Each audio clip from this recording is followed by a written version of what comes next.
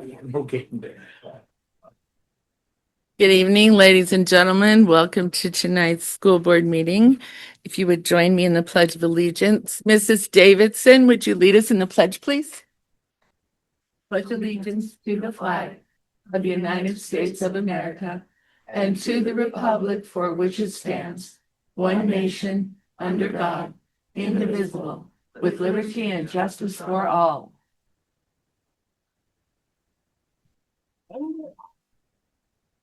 And we're off. All right. I have one agenda change, and that would be to invite anyone giving us a report to do that immediately after action items, because it may be a long wait to get to the very end of the meeting tonight. If you prefer to wait till the normal time, that's great. You just tell me when we get there. Does anyone have any other additions? May I have a motion? Okay. It's been moved and seconded to amend the agenda. Is there any discussion? All those in favor, please signify by saying aye. Aye. Opposed, nay. Motion is carried. Thank you. Recognitions. Mr. Hoffman. Thank you, Madam Chair. First of all, I'd like to recognize the student council, students, and the advisor, Mrs. Unterseer, for everything they did last week for homecoming week. I know it's a long week for them. They work behind the scenes a lot to put a lot of fun things together for other students, and so much appreciated for them. Lots of adults also volunteer at things such as powder puff football, powder puff volleyball, chaperoning the dance until 11 o'clock at night, and so I just appreciate everyone that did those things too. Would like to recognize King Teddy Troff-Gruben and Queen Presley Fitzwater. All hail the Queen. And then last week, the Hall of Fame committee inducted new members, Jason Jenkins from the class of 1992, and then two honorary members, Janelle Ellis and Bev Litteris, who are both retired teachers from the district, both at over 30 years in Weston County schools, and so that was pretty impressive. I'd like to thank the Hall of Fame committee as well. They put in a lot of time, effort, energy into organizing that. And so I appreciate the work that they did. And then Mrs. Engel had to step away a little bit at the end of last week. And so I'd like to thank Carrie Manders and Kirsten Davidson for the time that they took to help me muddle through athletic events, and they just did a really good job of it. And so I appreciate them being both available and willing to support us in that time. And that's all I have. Thank you. Mr. Bartlett. Thank you, Madam Chair. You might have seen, but last week we did celebrate School Custodian Day. So just an official shout out to all the school custodians across the district. We appreciate all that they do. And then once again, this morning, got help from some 8th graders unloading the Totes of Hope delivery, one pallet of food, and then the truck got there a little late. So these young men even actually gave up some of their lunchtime to help us out. So I do think I would give them some kudos. So that was Zeke Morrill, Brayton Von Eye, Wesson Prell, and Kason Guzman that helped out this week. And that's it. Thank you, young man, for doing that. Adam. I just have one quick one, and he's not gonna like it. I'd like to thank Sean. He's bailed me out here last couple months needing a telehandler and some equipment, getting some stuff on the roofs. I called him, and within 5 minutes he was there and helped me out again. So I do appreciate it. Thank you, Sean. Anyone else? All right. Visitors' comments. Tonight we have Mrs. Davidson, and she'll introduce us to the folks who are accompanying her. And it looks delicious. All right. Is it working? You can lift it out. Oh, the last person has been really short. You got it. All right. So I have Kendall Von Eye and Emery Tavigi.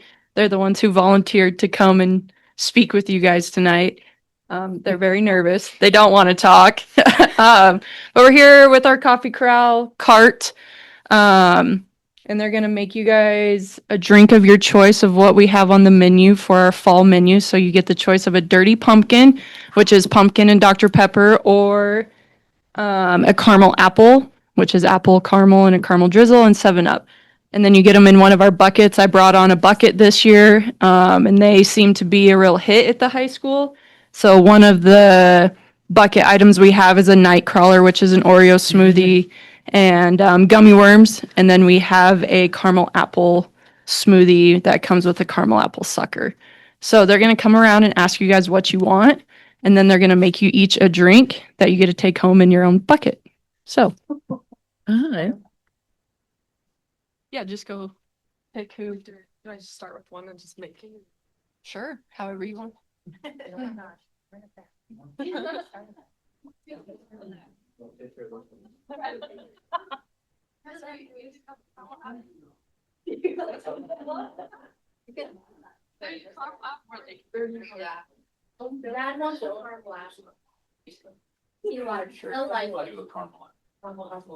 Dirty pumpkins. Good. Never made one of those.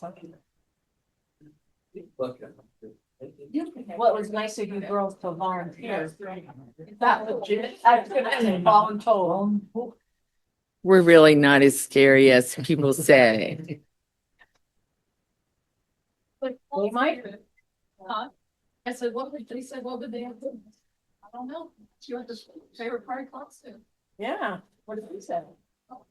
My favorite part is being creative. I make like new drinks every single day. Yeah. That's me and Emma's job. That's.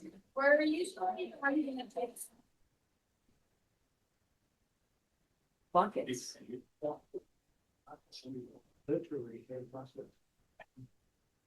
We do think that's Visual Friday.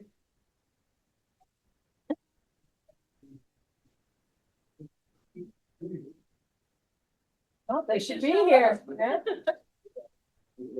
Family, you're making caramel apple. Yeah. Fried appetizer. Emery and Kendall, where have you guys gone recently to also share this? We went to the elementary school. This week we did the first grade and last month. We did kindergarten. That was fun.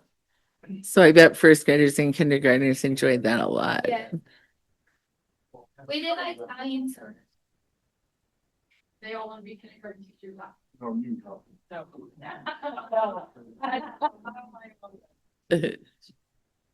And just think, she's done that every year and have you guys. Used to.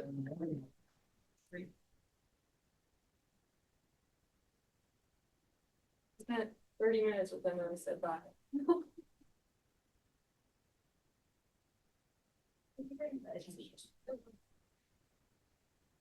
That's interesting. You're not liking the idea. What did you order? Then I'm gonna have whatever they're most. Well, I will tell you, I will tell you something really interesting I tried not long ago was the pickle slush with the little pickle pearls in it.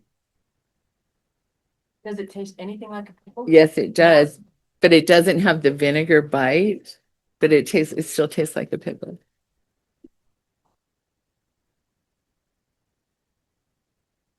Not something you'd want every day, but it was fun to try. I feel a little shaker. Did you tell Kirsten about that?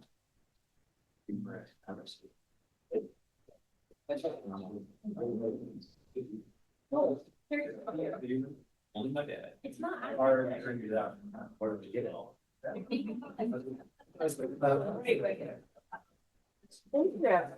Yeah, so it needs a little more. But that makes it alarming.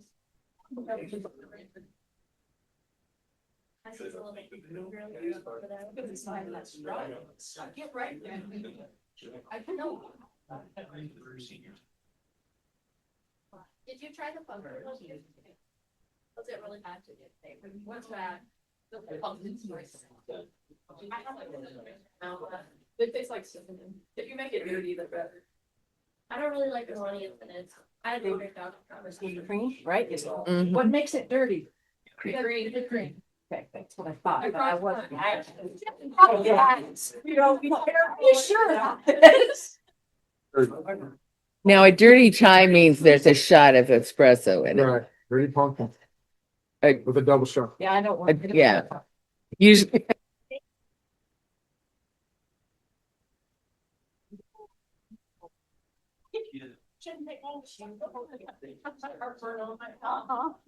Hyping you up, you want to? Apparently I'm not there.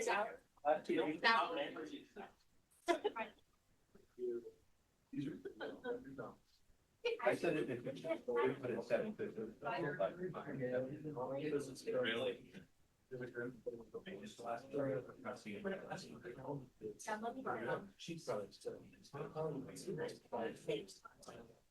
I think I should wear sandals. Yeah. Have to get at least an A. I'm sure that goes really well with your source of samples. Oh, yeah. That's what I go.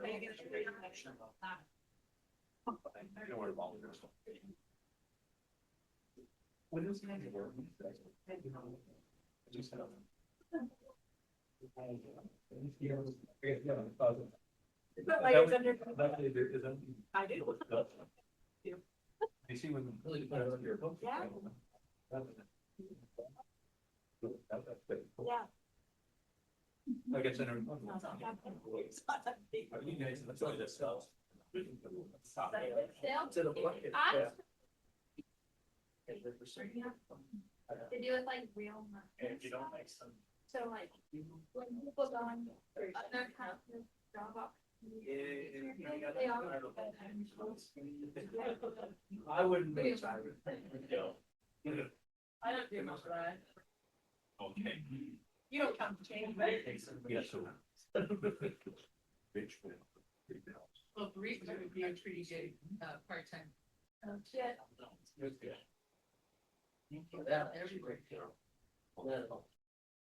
Which. so I see you have boba straws. Are you guys doing boba teas too? And what are some of the wildest things you've made? Well, there's this one. Do you guys know Brooklyn Guzman? Or Guzman, or whatever her name is? Thank you. She ordered one time an espresso with mango boba and raspberry flavoring in the espresso. Yeah, it wasn't something I. Raspberry, coffee. That's an interesting combo. Mango boba. Yeah, like a raspberry coffee with bagel. I think I'm not. What's Paul getting? He's helping. So you did get something. I'm good. Yep. Yeah. Oh, good. All right. Well.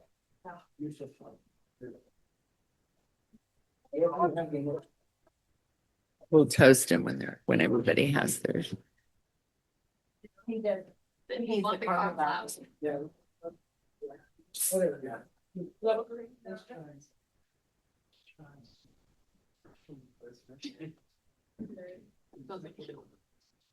Hey, you only live once.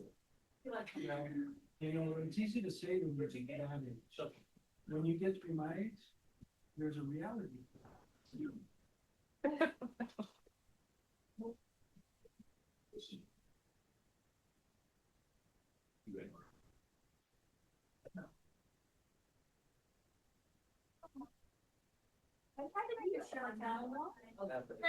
Actually. Friday. It's an orange creamsicle. Yeah, just. And you get nerds in it with fish. The kids aren't a fan of it until they start seeing it and they're like, I want one of those. I want one of those. So is this the only kind of service in the bucket? No, yeah, we have. And then. These are 20. They're supposed to be 60. I don't know, they sure get a whole lot. Yeah, so I think they came as 20s. But online it said 60. When I ordered it.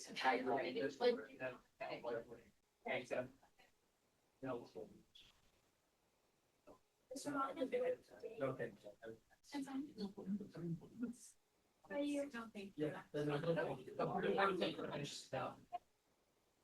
Good, right?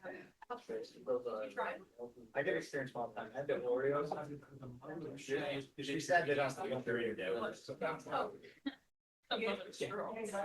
But you guys bet any future auditors that you're. Like any future endeavor, something. Like something. I'm gonna call us, I'm gonna call us, oh, I was gonna say, I'm gonna call us back to order so she can answer, but maybe we won't. You cannot fix Washington DC from within Washington DC. You have to fix it from the outside. It has to be citizen uprising. And the only way you can do it is through an Article 5 convention. There are lots of other ideas that people throw out there that aren't in the Constitution necessarily. This is a peaceful, legal, constitutional method for reining in the federal government, which, like I said earlier, is the responsibility of the states. That's one of their roles, and they've abdicated that responsibility horribly. Our founders would be appalled that we're thinking of solutions other than an Article 5 convention, because that's the process they put in for this purpose.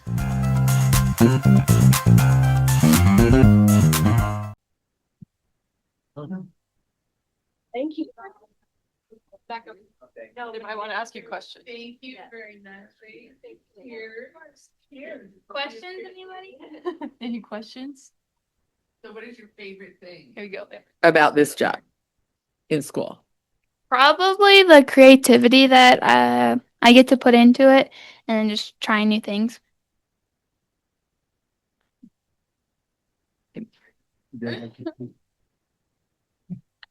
I would say the same thing.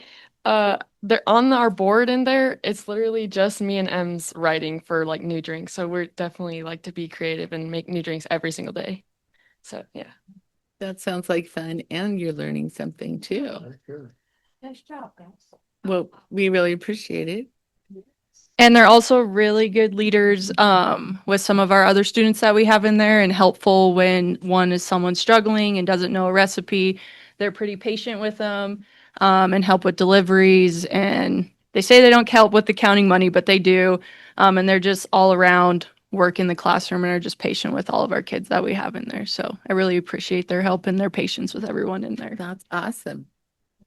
Thank you. And for anyone who doesn't know, Mrs. Davidson does have an Amazon wish list that includes quite a few things that help them do more creative things in her classroom. So you can check out her Amazon wish list.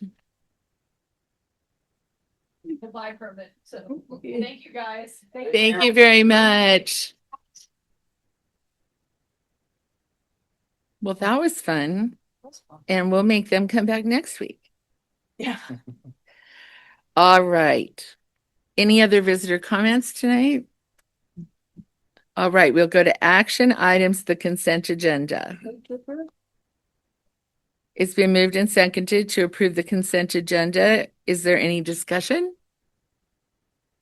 All those in favor, please signify by saying aye. Opposed, nay. Motion is carried. Okay, we're going to go to director's reports. Do we have anything from IT? No? Mr. Bartlett? Hey, and I will keep it brief, but I pushed this from last time. Just a couple middle school activities things to get on your radar.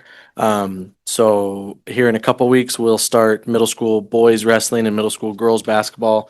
We're setting good there with coaches, hopefully with officials and everything else, and we should be sitting good that way. But girls wrestling will start in January along with boys basketball. I still don't have a middle school girls wrestling coach.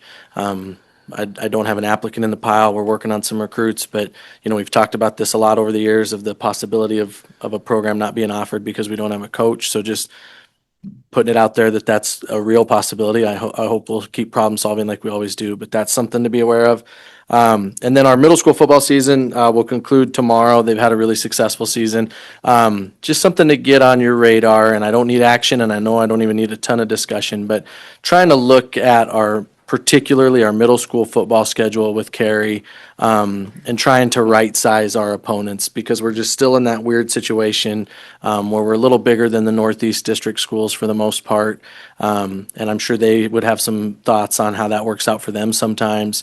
And there's always going to be a wave and an up and a down, but I think we're going to try to look at really the possibility of, even if that means getting out of the Northeast District for football, just so we can try to get the similar competition to what our high school sees, the Glen Rocks and even Bighorn Still, Wheatland, those types of schools. It may mean things look a little differently at the middle school level. Maybe you don't win a Northeast District title or something like that, but I think it's probably better competition and better practice for our team and for the teams that we're playing. I think everybody would benefit. So that's just a thought that's out there, nothing that's happened imminently, but wanted to make sure that you guys were aware. And that's all I had. All right, thank you. Bryce, would you like to go now? Yes, thank you, Madam Chair. Next Thursday, we host the regional cross-country meet here at Newcastle Country Club. The boys race starts at 1 and the girls race starts at 1:40. And so if you want to go check that out, it's not very often you get home cross-country meets. And so it's just a neat opportunity for us to showcase our runners here locally. So if you want to see that. And then today I was walking down the hall down in the science wing to check on a student in a class, and I heard what I thought was an Australian voice coming from the room, a different room, as on my way by. So I poked my head in, and there's this guy up on the screen. And so they did a virtual field trip today. The guy's not actually from Australia. He lives in Texas, but originally from New Zealand. But the accent, I guess, is what drew me in. And it was a 3D printing machine shop that they were taking a tour of. And so it was our STEM classes. They have a lot of 3D printing that they do in there and creating models. And this gentleman was just doing a walkthrough with them in the shop, and it was really cool. And two things I would highlight that I didn't even know existed is he had this scanner, and Mr. Beam asked me if we could get one after. It's $30,000. It's a handheld, either infrared or laser scanner. And basically the guy, as he's talking to the kids, he takes it and he puts it into this car on infrared scan mode, and he just goes around like this. It's like he's holding a larger gun at the checkout at Deckers kind of thing. And so he scans this, and soon on the screen it just pops up a 3D model, and then in color of what he had just scanned, and it was the inside of this car. And he showed them how they used it. What the reason they were using it on that job is they actually scanned the door of that vehicle, and they were replacing the Feels like that. well, the door, like armrest and window area, whatever that would be called. They're replacing that, but they use that to scan vehicles, and then they can load that into CAD, and then they draw it to scale to fit into CAD, and then they can put that into 3D printer, and they can print the plastic parts from that. And so they can custom make it just using that tool. And then the second thing he highlighted for them was they had received a cardboard model of a turbo from some type of vehicle. And so they received the model, they scanned it with that, and he wasn't able to show this live because the process is longer, but they're able to 3D print metal now by putting down a powder and then running whatever it is over it, and that is able to like create it in layers, and they just stack this layer up of this small little turbo, and they're able to make it for about $400 instead of $1,500 that you would get when you'd have to machine that whole piece out.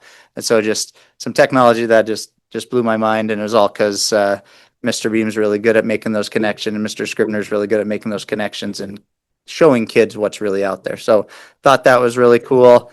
Last thing I'd want to share with you, and this is just an interesting tidbit. We had the ASVAB scheduled today for all juniors. All juniors take the ASVAB. We had our representative from the National Guard there today to help conduct it, but we always get a proctor, and the proctor didn't show up because of the government shutdown, and they didn't notify us. And so, a lot of those times those things happen, and our day-to-day isn't really necessarily affected. But that was just a small example of we had to kind of adjust on the fly because we planned for juniors to be taking that for an hour and a half. And so it's just interesting that the National Guardsman must be deemed essential, but whoever does the test proctoring isn't. And so we weren't able to conduct the ASVAB, so we have to reschedule that. Moral of the story. I just thought I'd share that with you. Thank you.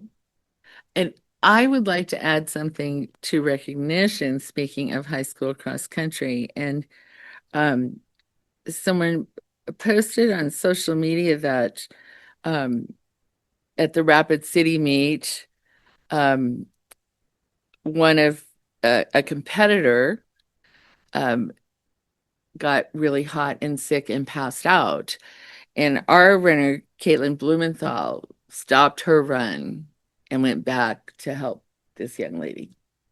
So, and my comment about that was being a winner doesn't always mean you cross the finish line first. So congratulations to her and her family and her coaches. Sonia? I apologize for not realizing you were on Zoom last time until it was later in the evening. You're fine, because here I am tonight, right? So, thank you, Madam Chair. I do have a few updates for you. The back bulletin board is updated with the 25 data from the YTOP that we have. So when you have a moment, you can always go and take a gander back there. It's been a pretty busy month, I would say. So I would like just to shout out, I know I've said this before, but the secretaries are really quite amazing, helping schedule subs and coverage for all professional development that we try to schedule in. We've had math, we've had literacy, we've had stuff with the ride. We've had we'll have administration trainings. We will have standards-based learning trainings, some of which when we try, we will schedule, during our staff development days, but many of those times that to be quality staff development, you want it ongoing and kind of classroom embedded. And so when you only have 2 or 3 options in the year, that makes it really hard to do the ongoing and revisit kind of a thing. So yeah, those are all ongoing things. And it's crazy how fast a schedule fills up just with things filling in. So yeah, busy there. The subclass is progressing pretty well. All the people that are involved are now in schools doing observations. So I saw a couple of them today. So I'm hoping in a few weeks we'll start to have some that are ready to send an application into PTSB. So we will have a few more subs on the list. Beginning of November, they're having the 2nd annual Wyoming Leadership Conference. So I will be going to that. It's where it's the joint conference of like all the organizations in Wyoming. So curriculum director organization, principals, both elementary and secondary, superintendents, SPED, like all those organizations opted to come together to pool their resources to try to get more vendors and bigger speakers for that. And many people in those roles are often the same person hold multiple roles in especially small schools. So it just seemed like it worked well last year. And so they're trying it again this year. So a few of us may be able to go. I know it's a kind of a hard time, and the downside of that is you can't have all administrators go at the same time. You can't leave the district with no one. So it's kind of a pick and choose, take turns, what on the agenda kind of appeals to, lends themselves to most people. So anyway, there's that. The state board has been pretty busy. The last meeting, so they've been working on chapter 31, which is graduation standards, for quite a while, or just standards and assessment essentially is what that one was. And it has changed. So there will no longer be a chapter 31. They have split that into 2 separate ones.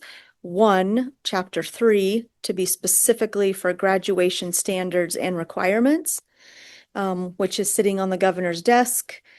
The graduation standards will be the 7 key competencies that are on the profile of the graduate. And so while I haven't seen a clean copy of what that entails, one component that is new is now we will have to have a system to assess, monitor, communicate progress of learning on those 7 key competencies.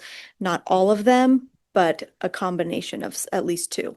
And so part of that requirement in that new law, when it, I assumed, will get signed, will be learning progressions. So every district, because of a very heavily local control, will have to have some sort of system that involves a learning progression to help monitor and document student progress towards that. So what's the difference between learning progression and growth?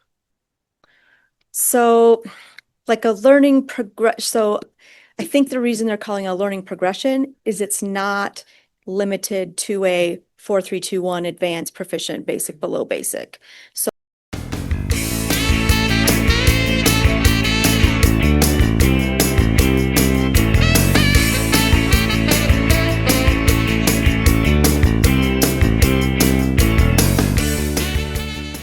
So what's the difference between learning progression and growth? So like a learning progress, so I think the reason they're calling a learning progression is it's not limited to a 4-3-2-1 advanced, proficient, basic, below basic.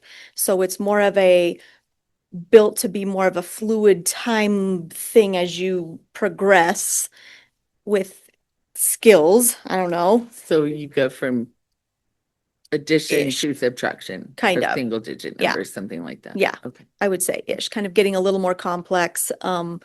The sample, I think, Mr. LaCroix has like a sample that they had put out that kind of says, here's the high school or from K to 12, because that's what the profile of the graduate is intended for, is K-12. It's not just a high school thing. And the hard part for me is the intent of them is not to be something that is only a school thing. But now we are measuring them, and the school is in charge of measuring them. So like there's that little caveat there. So yeah, a lot of emphasis on not like providing more flexibility, meaning not earning credits that are more seat bound and time bound. So it's kind of opening that door to take longer or quicker, not specific course specific either, like providing more flexibility of I don't have to take Algebra 1, but I have to master these skills, dun dun dun. And if I can do it in different ways, then that's another opportunity or pathway, if you will, to get that. So I don't know. It's very different. So, I mean, exciting and different, and also a lot of work at the same time. And it's a fairly short turnaround. It'll be like this year signed into law, next year work on getting the system in place, should be fully operational for the following school year with the beginning freshman at that year to kind of grow that up. So that will be a work in progress that we will be working on once that happens. So do you think that that will allow for more sort of individualized learning? Could be. I mean, I think the key is it's supposed to, the idea theoretically is to provide more flexibility and options. And there is some room in the statutes to do that in Wyoming. It's not completely black and white, yes or no. And so to create, I think around the nation, competency-based is growing and growing and growing, where it's really, can I demonstrate I know this particular thing? Great. What's the next one? Great. What's the next one? And I can move it whatever my own pace is. So it's just how to look at things a little differently, potentially. So there's that. And when chapter 31 was split into 2 things, the other part of it, the reason why they split it is now there will be a chapter 4, which is just assessment systems. So they took out all the requirements of the district assessment system and put it in a separate place all by itself. And none of that really changed. They just separated the 2. So there was a distinct difference between graduation standards and expectations and district assessment systems and expectations, even though they're very closely related. So it's still part of the whole accountability Yes. book.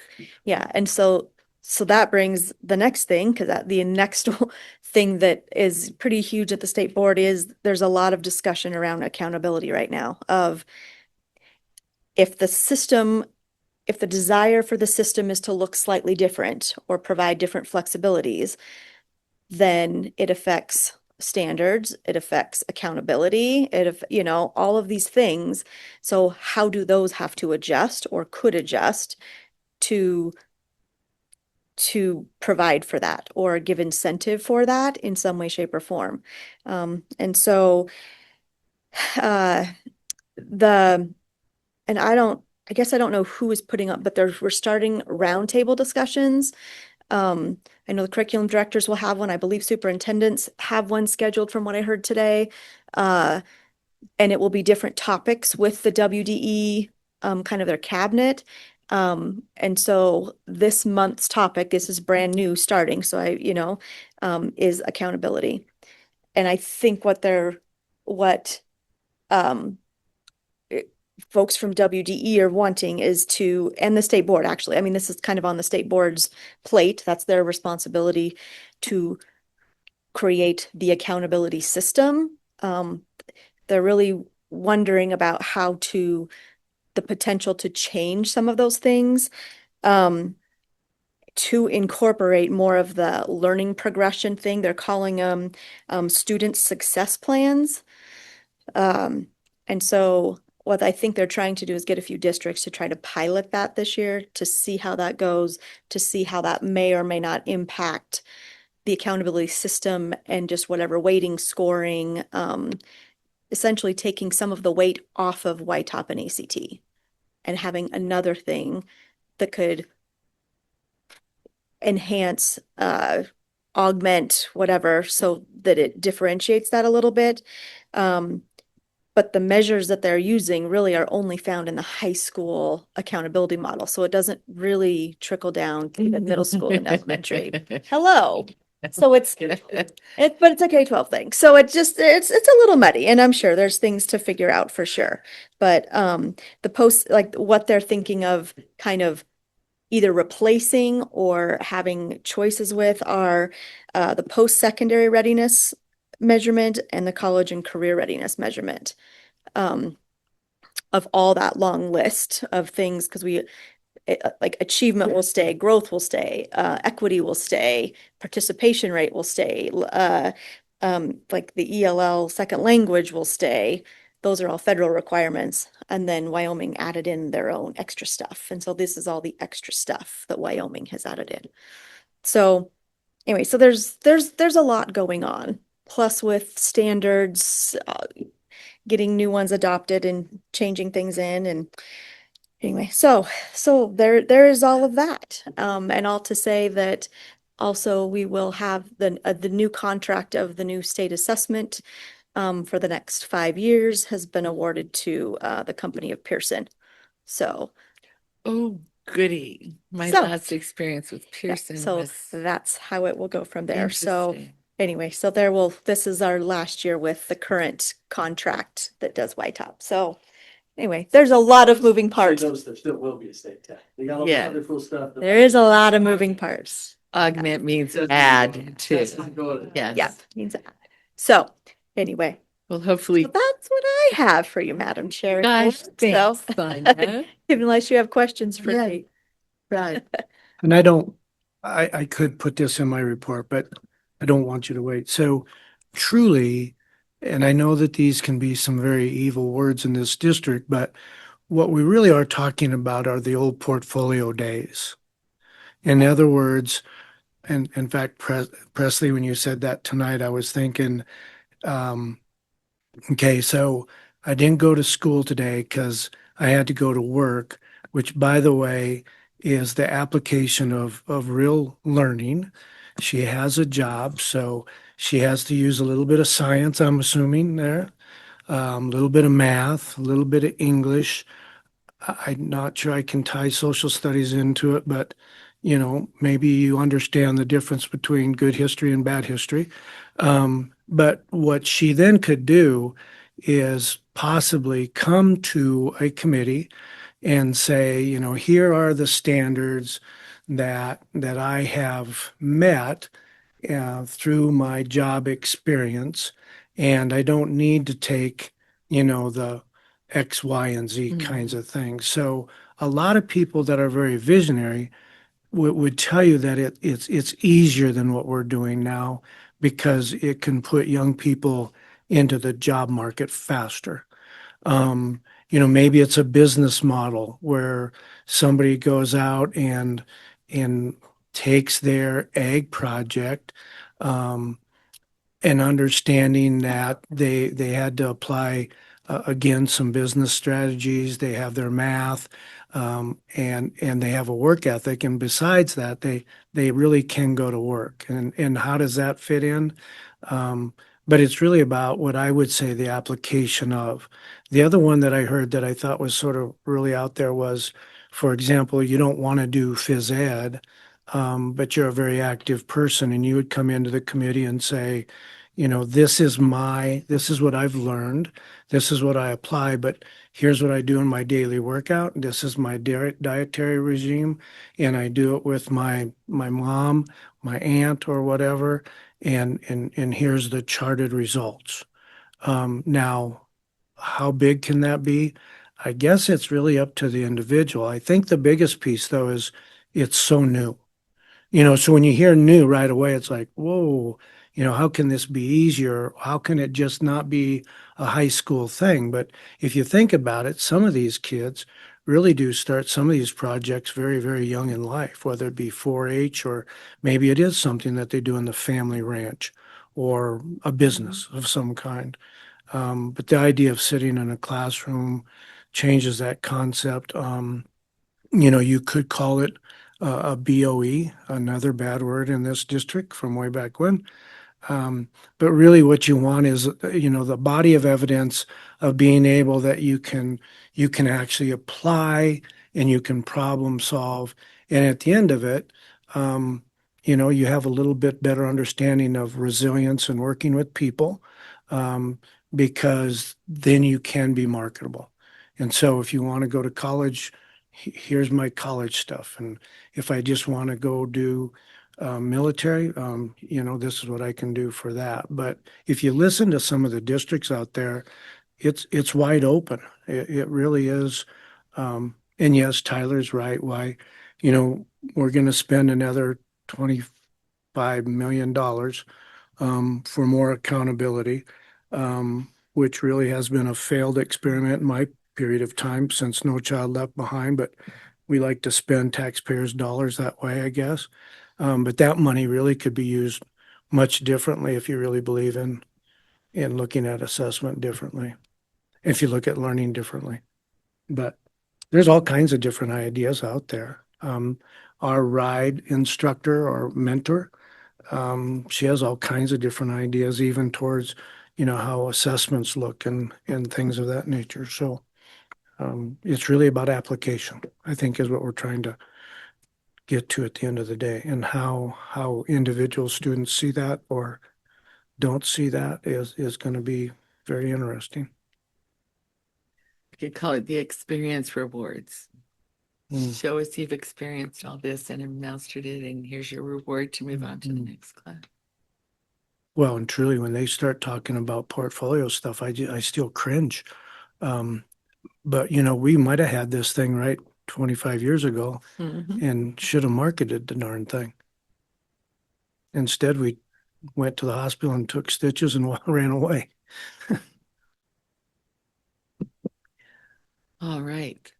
Thank you. Angie? Thank you, Madam Chair. The only thing I have to report is, I don't know if you've noticed, the ATM is missing. They picked it up this summer, hope to have it back before school started because they had a high usage one break or go down, and they're waiting for parts still. So hopefully soon we'll get it back. Good. So that's all I had. And it was getting a decent amount of use, right? I think so. Yeah, it was getting used. Yeah. So Good.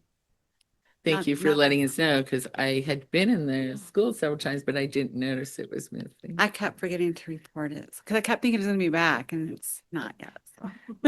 Anyone have any questions? I'm sorry, I haven't asked that before. I assume you will let me know. Mr. Erdman. Thank you, Madam Chair. After Sonia's, I have nothing because I don't have a clue what she was talking about. So if you guys have questions for me, feel free. If not, Billy has a report. We had a meeting earlier tonight, so. Yeah, and we'll have him do that now while you're here. Okay. Taryn. Perfect. Thank you, Madam Chair.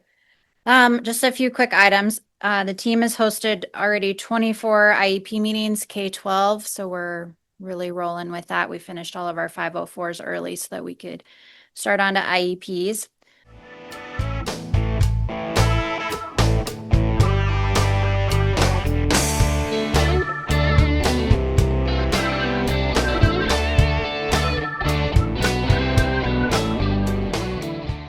The team has hosted already 24 IEP meetings, K-12, so we're really rolling with that. We finished all of our 504s early so that we could start on to IEPs. On the state front, I've been working with Marin to get the 684 report done. That just really meshes our enrollment and our SPED services. And so that opens October 1st. And so we're just making sure that our systems are talking. Would you tell me a little more about 684? That's a number I'm not familiar with. So I don't even know what the technical name is. It's just the 684 report, and it shows enrollment. It shows students in transition. It shows IEPs and 504s. And so Marin and I work closely to make sure that my special education platform and Power School is connected. And sometimes, as Mike can attest to, that connection fails on both ends. And so then say mine doesn't transfer that they're in SPED, or Power School doesn't transfer that they transferred out. And so we have to do it in October and in May every year. And so it's a reconciliation. Yep. Of all that. Okay. Yep. Thank you. Yep. We got our 1% YALT threshold letter, and we're meeting all of those expectations. So the WD expects every district to be under that 1% for YALT. Sometimes it's kind of hard as a small district with low numbers. I mean, that only gives you 1 or 2 students to be considered YALT, but we met that. We had less than 1%. I don't think as a state they're going to meet the less than 1%, but we did as a district. Would you explain that? Because we have a couple of people who I think aren't familiar with that 1%. So students with disabilities who are on IEPs, all of them take the Y top. There is a very small percentage that if the IEP team decides, they can take what they call the Y alt. If they change the name of the Y top, I would assume that'll change as well. So it's just the alternate test based, and it's not even based on their IEP. It is based on whatever grade level they're in. So it's still not even reflective of their skills. It's challenging still. So then WD also opened up the self-assessment for districts for SPED departments. There could be up to 15 indicators to provide documentation for. The biggest one is the actual self-assessment piece. So they pull random WISERs, usually about 20, and they give us a couple months to make sure all our ducks are in a row, and then they want access to those, and they will go through and make sure that all of our bits and pieces are together. So this is normal October 1st to about December 1st. So I try to send those names out to teachers so they can look through those files and make sure everything's kind of up to date and do our own self-assessment. And then we let WD have access. And the only other thing on my list was that fall conference that Sonia talked about and all the leadership teams getting together. So that's all I have for you guys tonight. Does anyone have any questions for Taryn? No, thank you. Yep. Brad, would you like to do your report? Madam Chair, I sort of did sort of jump in on one, but I did want to just let the board know that our attendance to record, we're down almost 30 students from where we were last year at this time. So if you put a rough figure to that, that's about $500,000. It's very concerning when you're talking about people in programs. It's very early in the year to, I'm not asking anyone to panic, but it is very alarming to see where the enrollment is headed. And I believe 708 was the last number I heard that Angie had today. I was hoping for 711 because I could remember that one, but I think that was 2 weeks ago. So, yeah. It's got to be going the other way. Yeah. quite concerning. Okay. Presley? Your Majesty. As y'all know, homecoming week is over. So a big thank you to a lot of people and to our community who participated in that. Specifically Bo Gregory. He had all the football boys, which I'm sure they were not very happy. Saturday morning, hauled down all of the DJ equipment, so all the lights, all the speakers. They didn't look very happy, but we did appreciate that from all of them and for Mr. Gregory for letting us use that stuff. Our maintenance workers helped us do some props and hang some stuff up, so that was very helpful. We have a lot of other little bits and pieces that people paid tribute to. But just overall, student council did a really good job this year.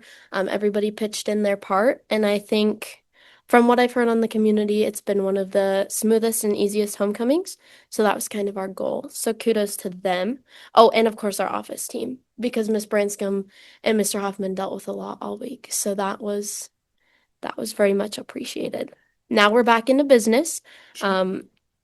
I was gonna say the juniors did the ASVAB today, but they definitely didn't. But the seniors will retake their ACTs on Tuesday, hopefully to, raise those scores. So thank you to Mrs.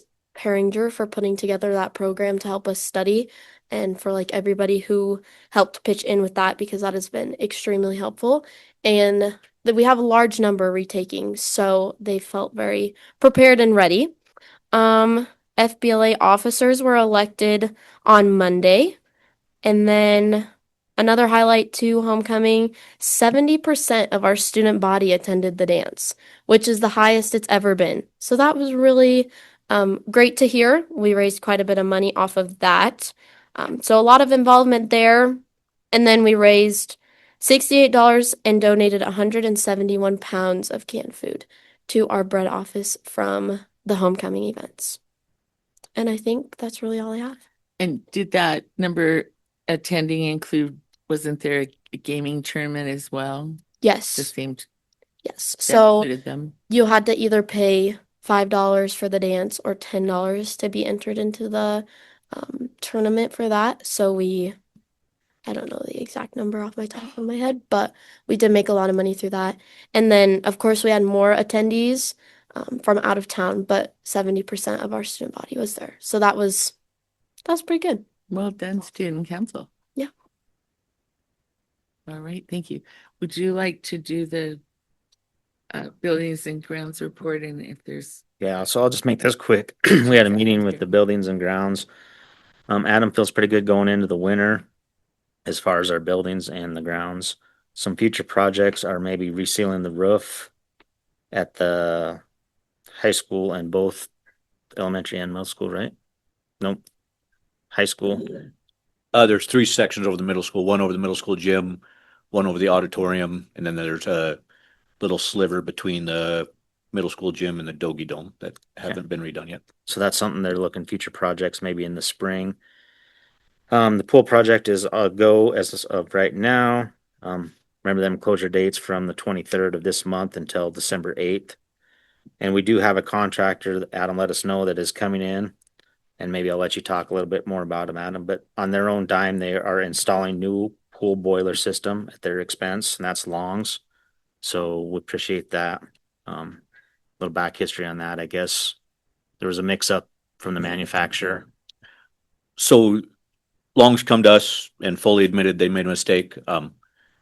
They thought manufacturer knew, manufacturer didn't know, that the pool boilers they installed were going directly to pool water. Normally it's radiant heat off your pool boilers into a coil and they just run glycol. They don't like the pool water, so we've rebuilt those. They've rebuilt those a few times already. And now both in the little pool have failed.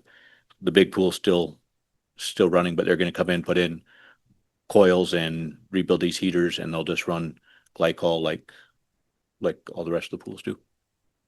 So they come in fully and admitted that it was their fault 100%. Sounds like easier maintenance too. If you got a coil, you can just replace that Yep. section of coil. Yeah, so they'll just coils will be bolted together. So if there's a section, get a pinhole in it, we turn the coil off, unbolt it, drop a new section and bolt it back in. So, and that's really all we talked about, just some future projects, but everything's pretty good going into the winter.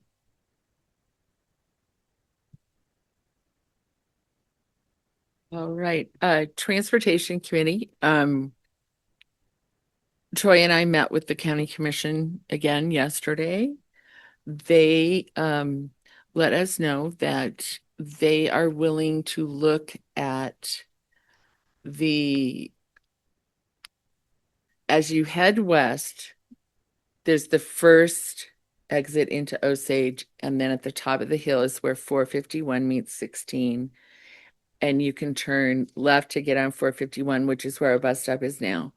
Or you can turn right, which is the way we used to go. And we used to go to Kitty Moats that way as well. They own a chunk of land right there. And they are willing to possibly help or possibly do the work to make a big enough turnaround right there so that kids would not have to cross Highway 16. Troy was going to go look at that and see if he thinks it will be big enough. And then the chairman of the county commission said his biggest concern is that if there are utilities there, they want to make sure that there's nothing they can hit and be responsible for fixing. So we didn't get an absolute no, but we came up with a compromise that may work. So we'll be going forward figuring that out. And then we were talking about vehicles and making sure we have a good enough vehicles to run snow plows. So I will visit with Jason when he gets back from vacation, and we'll see if we can look at the inventory of what we have. If there might be a possibility, a couple of our older transportation vehicles could be traded in so we could get a vehicle that would hold a snowplow. That's just looking forward in case we need that, but we will proceed with that. So that's the Transportation Committee's report. If anyone has any questions. Mr. LaCroix? Not right at the moment. Just off the top of my head, there's days where it's really difficult, to remove the snow here with the equipment that we do have. I would say right off the top of my head that we would almost have to take one of the older Suburbans and convert into a plow. And then I do worry a little bit about transmissions with those, but I would say right now, I think we have just about what we need to keep facilities open here. To reallocate something up there somebody's going to have to really work at that one. Because I don't know of a facility, I don't know of a vehicle that we could do that with, and I don't know where you would store it. So are we going to plow? We would maintain the bus stop area. No. That was totally separate. Okay. That was just making sure that in case one of the older, if we need to replace it or a plow vehicle for here, for facilities, for the school. Yeah, I think, we're pretty lucky. We haven't had a bad winter for a while. I'll leave that up to the people that are experts in that area, but I think that's going to take a little bit of, I think that's an additional expenditure that we probably should plan for. Yeah, that's why I thought we should get on that now. And if we're working on it, it won't be a horrible winter. That's my theory.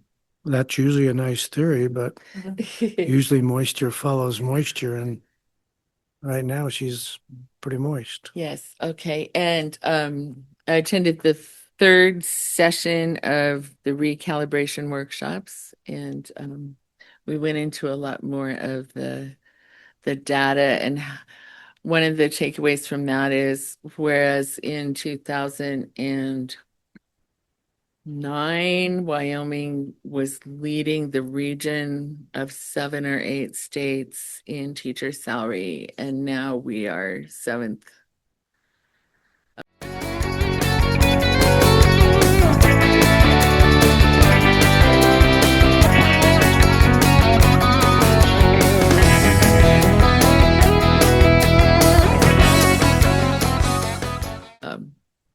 In purchasing power, and the amount of purchasing power that our staff, and of course everybody, has lost is disturbing, but that's one of the things that came away. So there's one more of those tomorrow, and if anybody wants to, there will be a meeting in Casper on Saturday the 18th, if you'd like to go for just, I believe it's from 10 to 3, something like that. If you'd like to just go for the day and get, I think it's $30 or $35. We can get people there if you'd like to go and learn more about recalibration. Have you had any meetings, Dana? Does any other board members have reports? Anyone else? All right. We'll move on to executive session. We'd like to keep you here, Mr. Hoffman, and Abby and Susan. Is Jason on, Madam Chair? Jason's on vacation. Oh, he's not, okay. There was one up there that's not labeled, so I didn't know who that He's was. usually labeled, Okay. and he usually turns his camera on. May I have a motion to have an executive session under Wyoming Statute 16-4-405 IX to consider and receive information classified as confidential by law? Move to approve. Second. It's been moved and seconded to enter into an executive session. Is there any discussion? All those in favor, please signify by saying aye. Opposed, nay. Motion is carried. Thank you, everybody. Get good on the air. Up, down. Thank you, guys.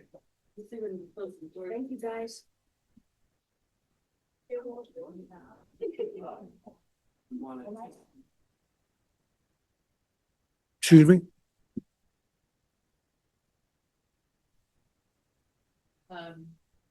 Not usually, but then we would like to record the meeting out. Yeah. Okay.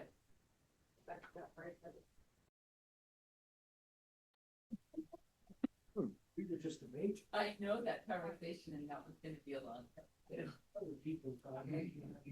Call this meeting back to order. Thank you, everybody. Following our executive session,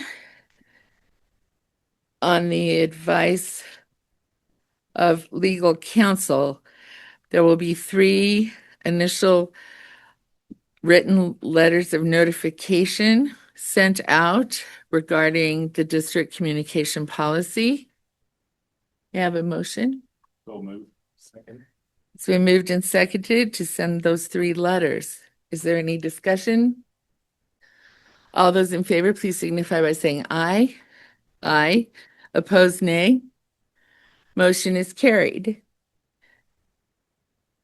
There is one letter regarding the communications policy that has been written and will be sent out. May I have a motion?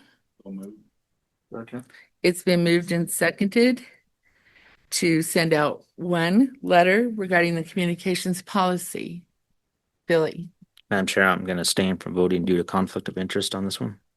thank you. Is there any other discussion? All those in favor, please signify by saying aye. Aye. Opposed, nay. Motion is carried. Do we hear? Pardon me?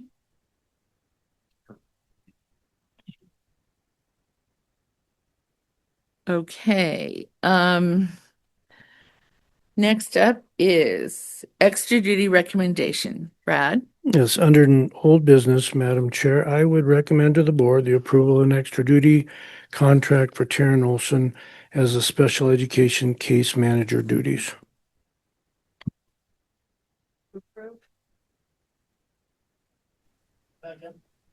It's been moved and seconded to approve extra duty recommendation for Taryn Olson for special education case manager duties. Is there any discussion? All those in favor, please signify by saying aye. Aye. Opposed, nay. Okay, we have a split vote, so we'll do it by hand, please. All those in favor, please signify by saying aye. Aye, yes. Susie, aye, yes? Thank Yes. you. Opposed, nay. Raise your hand, please. Okay. Motion is carried. Future agenda items. We'll have an early start on the 29th. And are we saying that's at 5 o'clock? Madam Chair, that would be my recommendation. And I will try to get part of that. No, I will. Is it? You'll have a draft of that prior to that, so you'll have time to read through it. Would Friday, would the packet be good enough? The Friday before, is that? With the board? Yeah, that gives us 5 days to fill out that evaluation. All right. But we'll get it back to her. Well, he's done, it's there. Right, so we have So to. this is the one where I do the self-reflection Okay. first, Yeah, and then I give Yeah, you okay. ample opportunity to provide feedback. Sounds good. Yes, I was thinking it was our board self-evaluation.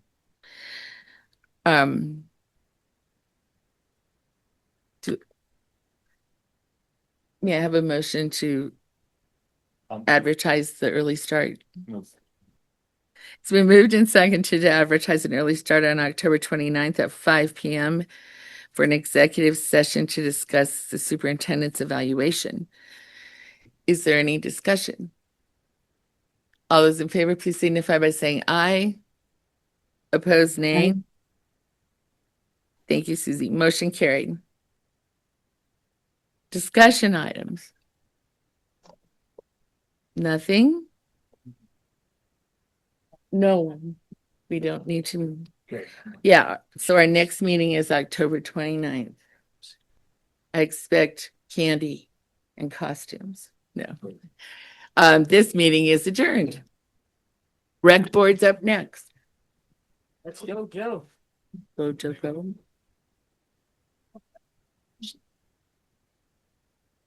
All right, we'll call East and Weston County Recreation Board to order. You have an agenda in front of you. Do I have a motion to approve? Motion approved. Been properly moved and seconded. Is there any discussion on the agenda? All those in favor signify by saying aye. Aye. All those opposed, same sign. Agenda is approved. I don't have any recognitions unless somebody else has recognitions. See none, move on to visitors' comments, staff input, or special programs. See none, we'll move on to action items. You have a consent agenda. Do I have a motion to approve consent agenda? Move to approve the consent agenda. Been properly moved and seconded. Is there any discussion? All those in favor signify by saying aye. Aye. All those opposed, the same sign.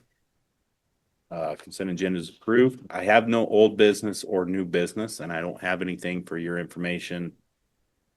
I don't have any discussion items unless anybody else has any of the following of those. Seeing none, meeting adjourned. Thank you. Thank you, everybody.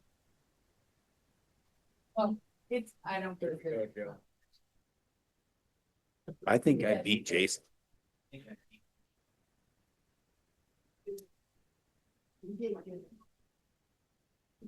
You're all right there.